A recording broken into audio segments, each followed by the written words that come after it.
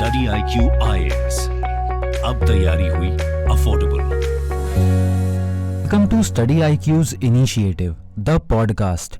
मैं आपका होस्ट दीपांश मूरजानी आपका स्वागत करता हूं।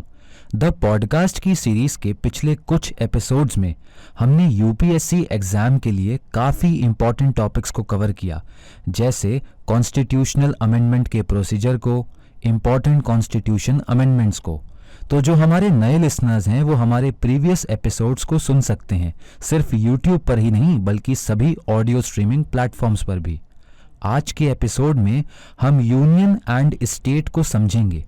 बेसिकली हम यूनियन गवर्नमेंट और स्टेट गवर्नमेंट के रोल्स एंड रिस्पॉन्सिबिलिटीज़ को जानेंगे। सर, इंडियन गवर्नेंस की बात करी जाए तो यहाँ पर सेंट्रल गवर्नमेंट होती है और हर स्टेट की एक अपनी स्टेट गवर्नमेंट होती है। तो क्या आप हमें सिंपल वर्ड्स में यूनियन और स्टेट के बारे में कुछ बता सकते हैं? दीपांश, जैसे कि मैंने प्रीवियस डिस्कशंस में भी स्टूडेंट को बताया है कि हमारे कॉन्स्टिट्यूशन में ऐसे बहुत सारे फीचर्स हैं जो बाकी कंट्रीज़ में नहीं देखने को मिलते। आज हम ऐसे ही एक फीचर को डिस्कस करेंगे, that is union and states. Indian constitution में हमने ड्यूअल पॉलिटी देखने को मिलती है, जहां पर वाइब्रेंट डिवीजन ऑफ पावर्स होता है बिटवीन यूनियन एंड स्टेट।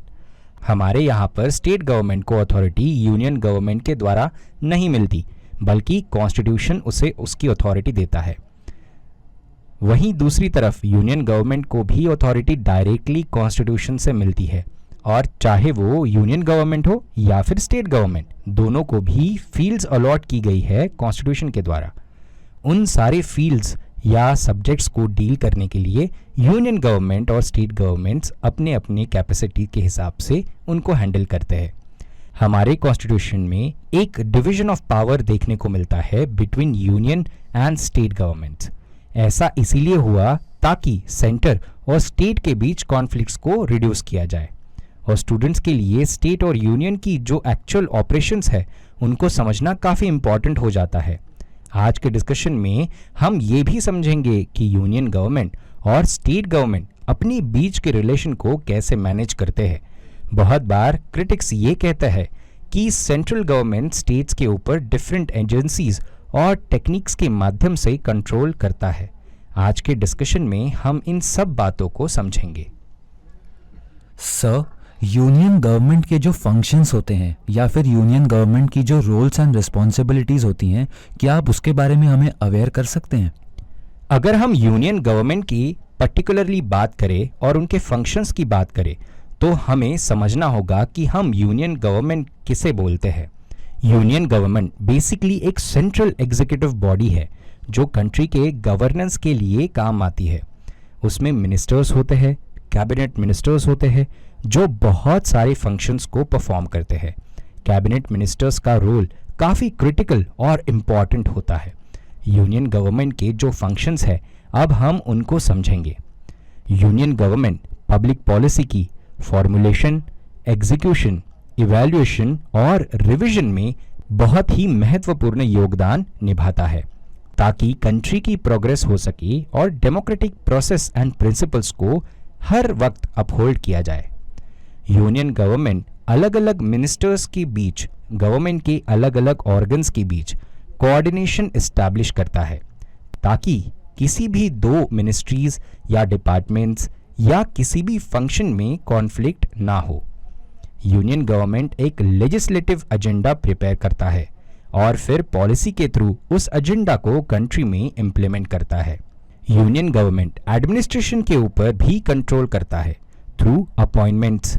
इतना ही नहीं, यूनियन गवर्नमेंट क्राइसिस को हैंडल भी करता है, जैसे कि डिजास्टर क्राइसिस हो, सुनामी क्राइसिस हो और एनी काइंड ऑफ क्राइसिस, चाहे वो नेचुरल या फिर पॉलिटिकल क्राइसिस हो। यही नहीं, यूनियन गवर्नमेंट फाइनेंशियल मैनेजमेंट में भी बहुत अहम योगदान निभाता है। यूनियन गवर्नमेंट फिस्कल कंट्रोल को, फंड्स जैसे कि कंसोलिडेटेड फंड और कंटिंजेंसी फंड को मैनेज करता है और इससे एक बेटर फाइनेंशियल मैनेजमेंट का प्रयास करता है। इतना ही नहीं, यूनियन गवर्नमेंट प्लानिंग के वर्क को, इम्प्लीमेंटेशन के वर्क को अलग अलग बॉडीज के थ्रू रिव्यू भी करता है, जैसे पास्ट में प्लानिंग कमीशन था जैसे अब नीति आयोग के नाम से जाना जाता है, जो कि एक थिंक टैंक है। ऐसी पॉलिसीज के बारे में, ऐसे योजनाओं के बारे में रिसर्च करता है जिससे कि कंट्री के हर इंडिविजुअल का और अल्टीमेटली नेशनल प्रोग्रेस का गोल अचीव हो सके। सर, यूनियन गवर्नमेंट के फंक्शंस को समझने के बाद स्टेट गवर्नमेंट्स के रोल्स एंड रिस्पॉन्सिबिलिटीज को समझने के लिए हम काफ़ी इंक्विजिटिव हैं। स्टेट गवर्नमेंट के फंक्शंस समझने से पहले हम लोग स्टेट गवर्नमेंट के कुछ फीचर्स जान लेते हैं। स्टेट गवर्नमेंट को बेसिकली गवर्नमेंट ऑफ सब डिविजन्स बोला जाता है। स्टेट गवर्नमेंट नेशनल गवर्नमेंट के साथ पॉलिटिकल पावर को शेयर करता है। हमारी कंट्री में स्टेट गवर्नमेंट को सेंट्रल गवर्नमेंट के लेवल के जस्ट नीचे रखा जाता है। हमारी कंट्री में जितने भी स्टेट्स हैं उन सब के लिए एक अलग स्टेट गवर्नमेंट है। अब हम स्टेट गवर्नमेंट के कुछ रूल्स एंड रिस्पॉन्सिबिलिटीज के बारे में जानेंगे। स्टेट गवर्नमेंट के पास कुछ सेपरेट डिपार्टमेंट्स होते हैं ताकि स्टेट की फंक्शनिंग को इफेक्टिव बनाया जा सके, जैसे कि education, agriculture, public health, sanitation, hospitals, dispensaries इत्यादि। स्टेट गवर्नमेंट इंटरनल सिक्योरिटी में भी एक अहम योगदान प्ले करता है। Internal security, law and order, इन सब को मेंटेन करने में स्टेट का बहुत ही महत्वपूर्ण रोल है, जो कि स्टेट अपने स्टेट पुलिस डिपार्टमेंट के हेल्प से प्रोवाइड करता है। इसका मतलब किसी भी स्टेट के अंदर state governments public order maintain करने के लिए पुलिस की हेल्प लेती है, और जहां पर भी नेसेसरी है, जो लॉज को इम्प्लीमेंट करने की बात हो या फिर उनको अपहेल्ड करने की बात हो, तो स्टेट हमेशा इन सब बातों पर बहुत तत्पर होती है। स्टेट गवर्नमेंट स्टेट के अंदर एक इफेक्टिव एजुकेशन सिस्टम प्रोवाइड करती है, जैसे कि स्टेट ओन्ड कॉलेजेस हो, स्कूल्स हो, और स्टूडेंट को अच्छी एजुकेशन प्रोवाइड कर सके, जहां पर स्टेट गवर्नमेंट टीचर्स के एम्प्लॉयमेंट में ये कोशिश करता है कि सोसाइटी के हर मेंबर को रिप्रेजेंटेशन मिले। एग्रीकल्चर की बात की जाए तो स्टेट गवर्नमेंट फार्मर्स को भी सपोर्ट प्रोवाइड करता है ताकि वो बेस्ट एग्रीकल्चरल प्रैक्टिस को अडॉप्ट कर सके। स्टेट गवर्नमेंट ये इंश्योर करता है कि फार्मर्स को डिजास्टर्स के टाइम पर पूरा सपोर्ट किया जाए। जैसे कि हम देखते हैं फार्म लोन वेवर्स होते हैं, और अगर कभी आपदा आती है तो उनको एक रिलीफ पैकेज भी मिल सकता है। अगर इन फाइनेंस सेक्टर की बात करें तो किसी भी स्टेट के फाइनेंशियल पावर स्टेट गवर्नमेंट के पास होता है, जो स्टेट के एक्सपेंडिचर, टैक्सेशन और बोरोइंग का ध्यान रखता है। स्टेट गवर्नमेंट भी मनी बिल्स को स्टेट लेजिस्लेचर में इंट्रोड्यूस करता है। स्टेट गवर्नमेंट के पास कुछ टैक्सेस का भी कंट्रोल होता है, जैसे कि entertainment, wealth and sales tax. जैसे सेंटर में प्रेसिडेंट के पास पावर है कि वो किसी बिल को अपने पास रिजर्व कर सकता है, वैसे ही स्टेट में गवर्नर ऑफ स्टेट के पास भी पावर होती है, वो किसी भी बिल को अपने पास रिजर्व रख सकता है, बट मनी बिल को नहीं। ट्रांसपोर्ट की बात की जाए तो स्टेट गवर्नमेंट में स्टेट में पूरे ट्रांसपोर्टेशन को कंट्रोल करती है। ट्रांसपोर्टेशन ऑफ बसेस हो या फिर ट्रांसपोर्टेशन ऑफ पब्लिक व्हीकल्स हो, इन सब के इफेक्टिव ट्रांसपोर्टेशन का प्रयास स्टेट करता है। वाटर सप्लाई की बात करें, फूड की बात करें, शेल्टर की बात करें या फिर इलेक्ट्रिसिटी की बात करें, तो स्टेट हमेशा इंश्योर करता है कि हर सिटी में, हर टाउन में ये सारी प्रोविजंस पंचायत लेवल तक प्रोवाइड की जाए और इरिगेशन जैसे प्रॉपर फैसिलिटीज को भी इंस्टॉल किया जाए। सर, इंडियन फेडरलिज्म के लिए बोला जाता है कि इंडिया का फेडरलिज्म दूसरी कंट्रीज से थोड़ा डिफरेंट है। इंडिया में यूनियन गवर्नमेंट स्टेट गवर्नमेंट से थोड़ा ज़्यादा पावरफुल भी होता है। आप इसके बारे में क्या सोचते हैं? हमारे कॉन्स्टिट्यूशन में यूनियन गवर्नमेंट और स्टेट गवर्नमेंट की फंक्शनिंग हो या फिर रिस्पॉन्सिबिलिटीज हो, दोनों के लिए डिस्टिंक्ट प्रोविजंस है, लेकिन इन प्रोविजंस में हमें कुछ कॉमन पैटर्न्स देखने को मिलते हैं। हमारी कंट्री में एडमिनिस्ट्रेटिव पावर्स को भी यूनियन और स्टेट के बीच में डिस्ट्रीब्यूट किया गया है। हावेवर शेड्यूल 7 में जिन सब्जेक्ट्स को यूनियन और स्टेट लिस्ट में मेंशन किया गया है, उनके अलावा हमारे कॉन्स्टिट्यूशन में कुछ ऐसे प्रोविजंस भी है जिनके द्वारा कुछ सर्कमस्टांसेस में पार्लियामेंट स्टेट गवर्नमेंट के जुरिस्डिक्शन में आने वाले सब्जेक्ट्स पर भी लॉज बना सकती है। इसके अलावा यदि कॉन्स्टिट्यूशन के किसी भी प्रोविजन को अमेंड करना हो तो कॉन्स्टिट्यूशन अमेंडमेंट बिल को यूनियन पार्लियामेंट इनिशिएट करता है और स्टेट लेजिस्लेटिव असेंबली कभी भी कॉन्स्टिट्यूशनल अमेंडमेंट बिल को इनिशिएट नहीं कर पाती। इंडिया में ये भी देखा गया है कि एडमिनिस्ट्रेशन के लिए जो एजेंसीज होती है, जिन्हें गवर्नमेंट एजेंसीज बोला जाता है, वो ज़्यादातर सेंट्रल के कंट्रोल में या जुरिस्डिक्शन के अंदर आते हैं। वही बहुत सारे कंट्रीज़ में हमें ऐसा देखने को मिलता है कि सेंट्रल गवर्नमेंट और स्टेट गवर्नमेंट की अपनी अलग अलग एजेंसीज होती है for administrations of their laws, जैसे कि हम यूएसए में देखते हैं। हमारी कंट्री में ऐसा भी देखा जाता है कि सेंट्रल गवर्नमेंट स्टेट गवर्नमेंट के इश्यूज को या प्रॉब्लम्स को पार्लियामेंट में डिस्कस नहीं करता। जब किसी सब्जेक्ट पर लॉ बनाना हो तब यूनियन गवर्नमेंट पार्लियामेंट के थ्रू स्टेट के एडमिनिस्ट्रेशन में इंटरफेयर करता है, लेकिन जब किसी कॉमन इशू या प्रॉब्लम को सॉल्व करने की बात आती है तो सेंट्रल गवर्नमेंट पार्लियामेंट में उस प्रॉब्लम को डिस्कस नहीं करता। सर, हमें जो separation of roles and responsibilities देखने को मिलती है बिटवीन यूनियन एंड स्टेट्स, इसमें हमारे एग्जीक्यूटिव हेड प्रेसिडेंट का क्या रोल होता है? स्टूडेंट्स के लिए यहाँ पर एक इम्पॉर्टेंट बात यह है कि यूनियन गवर्नमेंट को जो एग्जीक्यूटिव पावर मिलती है वो प्रेसिडेंट के द्वारा असाइन की जाती है और प्रेसिडेंट या तो डायरेक्टली या सबऑर्डिनेट ऑफिसर्स के through in accordance with constitution उन्हें असाइन करते हैं। प्रेसिडेंट के पास पावर होती है to appoint and to remove certain dignitaries in the state, यानी कि स्टेट गवर्नमेंट के अंदर भी प्रेसिडेंट के पास पावर होती है, वो स्टेट के गवर्नर को अपॉइंट करते हैं। प्रेसिडेंट रूल के दौरान भी governor of state holds his office. President high court के जजेस को भी अपॉइंट करते हैं और जजेस के रिमूवल में भी एक सिग्निफिकेंट रोल वो प्ले करते हैं। इतना ही नहीं, president state public service commission के मेंबर्स को भी अपॉइंट करते हैं। सर, जैसा कि आपने बताया कि हमारी कंट्री में सेंट्रल गवर्नमेंट स्टेट गवर्नमेंट से थोड़ा ज़्यादा पावरफुल होती हैं, तो इसमें सुप्रीम कोर्ट का क्या स्टैंड रहा है? अगर इंडियन कॉन्टेक्स्ट में बात की जाए तो इंडियन गवर्नेंस के लिए यूनियन गवर्नमेंट रिस्पॉन्सिबल मानी जाती है। हाउएवर, यूनियन और स्टेट के बीच में इफेक्टिव एडमिनिस्ट्रेशन नॉर्म्स का होना बहुत मैंडेटरी है। सुप्रीम कोर्ट ने कई बार अपनी जजमेंट्स के माध्यम से कहा है कि एग्जीक्यूटिव पावर जो यूनियन गवर्नमेंट के पास है वो कोएग्जिस्ट करती है पार्लियामेंट की पावर से। इसका मतलब ये हुआ कि भले ही सेंट्रल गवर्नमेंट के पास स्टेट गवर्नमेंट से थोड़ी ज़्यादा पावर है, लेकिन यूनियन गवर्नमेंट कभी भी किसी भी सिचुएशन में कॉन्स्टिट्यूशन में प्रोविजंस के अगेंस्ट कोई भी लॉ नहीं बना सकती।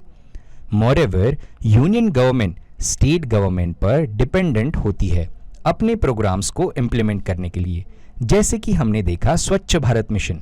अगर ये इतने बड़े लेवल का प्रोग्राम स्टेट अच्छे से इम्प्लीमेंट नहीं करती तो आज बहुत सारी स्टेट्स जो ओडीएफ फ्री हो चुकी है वो ना बन पाती। सर, इसी कंटेक्स्ट में कॉन्स्टिट्यूशनल एक्सपर्ट्स का क्या मानना है? एक्सपर्ट्स का ये मानना है कि फेडरलिज्म का प्रिंसिपल कॉन्स्टिट्यूशनल या फिर इंस्टीट्यूशनल स्ट्रक्चर्स में ही नहीं बल्कि सोसाइटी में भी होना चाहिए। और फेडरल गवर्नमेंट एक स्कीम की तरह है जहां पर सोसाइटी की फेडरल क्वालिटीज को एक्सप्रेस किया जाता है और प्रोटेक्ट भी किया जाता है। फेडरलिज्म में सिंगल पार्टी नहीं बल्कि मल्टी पार्टी सिस्टम होता है और इलेक्शंस के थ्रू सिटीजन्स अपने लॉ मेकर्स को इलेक्ट करते हैं। इतना ही नहीं, हेल्दी फेडरलिज्म में बहुत सारी रीजनल पार्टीज भी इलेक्शन का पार्ट बनती है।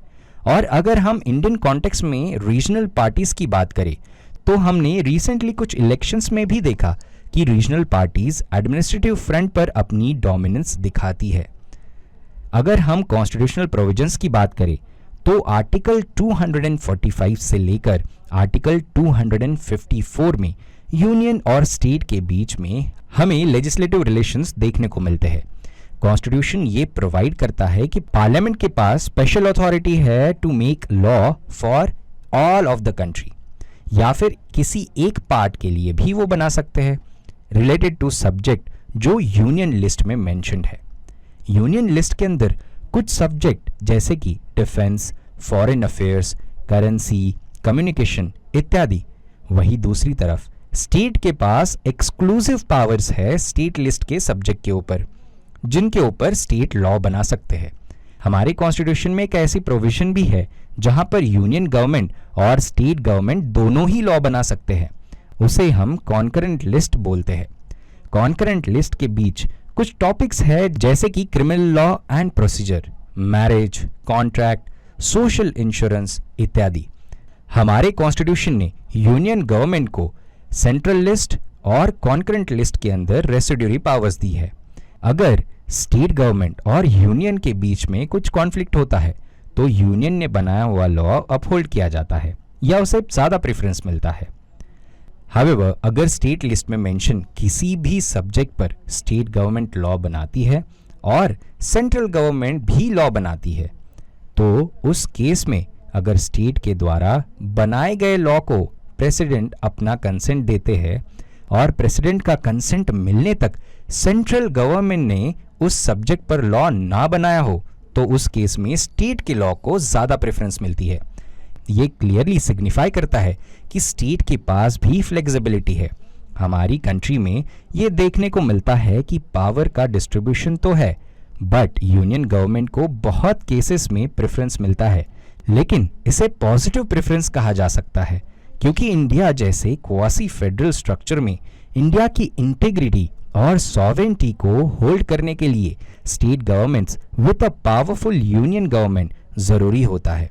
सर, यूनियन एंड स्टेट के सारे एस्पेक्ट्स को डिस्कस करने के बाद एक डाउट जो स्टूडेंट्स के मन में रहता है वो ये कि हमारे कॉन्स्टिट्यूशन मेकर्स ने क्या ऑब्जेक्टिव्स डिसाइड किए थे जब वो यूनियन और स्टेट गवर्नमेंट्स के फंक्शंस को सेग्रीगेट कर रहे थे। हमारे कॉन्स्टिट्यूशन मेकर्स ने एडमिनिस्ट्रेटिव पावर्स को डिस्ट्रीब्यूट करने के पीछे के कुछ ऑब्जेक्टिव समझते हैं।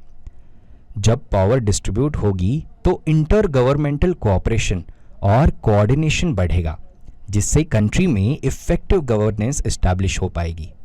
हमारे कॉन्स्टिट्यूशन में कॉन्करेंट लिस्ट का प्रावधान भी है जहां पर सेंट्रल गवर्नमेंट और स्टेट गवर्नमेंट कुछ मैटर्स पर मिलकर कोऑर्डिनेशन एंड कोऑपरेशन के साथ काम कर सकते हैं ताकि कंट्री में रूल ऑफ लॉ भी इस्टेब्लिश हो और कुछ एलिमेंट्स जैसे cooperative federalism and competitive federalism को भी बढ़ावा मिले।